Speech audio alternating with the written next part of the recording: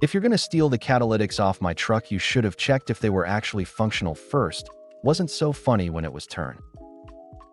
Was a fun morning at the beginning of last week, starting up my truck and waking everyone up at 2:45 a.m. to learn someone swiped the hollowed out cats. The idiots missed the neighbors' cameras that basically gave away who they were. It's two kids from the area who drive around in a pretty busted up police Crown Vic. I chose not to call the cops. Instead, I called one of my friends who's code enforcement and let him know what my plan was, and he relayed the info to the police that I was finally going to do a nuisance tow on that same Crown Victoria.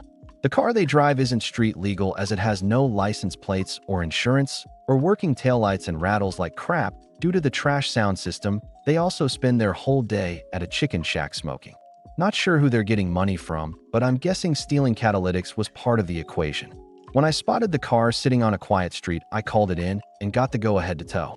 I took it straight to the police station and they tried to run a owner check with the VIN number only to find out it hadn't been registered since 2011 and the owner was someone other than the kids who sold them the car with no title because of all the back registration owed. The cops said we can go ahead and take it to the junkyard till they can get a black title, aka certificate of destruction. By then the two idiots were running around all over town looking for their car, thinking it got stolen by one of their friends as a prank.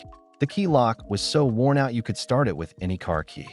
They found it at the junkyard and tried to steal it by one of them distracting the owner and the other stealing their car, but the junkyard was aware of who they were, so they cut the drive shaft off beforehand. I missed out on this part, but they got arrested for trying to steal their car back, and they watched as the junkyard used a crane to rip the car to shreds. When I saw it, the remains looked like a toddler just ripped it to the bare frame out of curiosity. They've been out of jail since, but haven't left their trailer. I did a drive-by earlier and noticed a beater Jeep Liberty in their driveway, also with no plates, and already working with the cops on taking that too, if I see it out in a public, except I won't miss the show next time.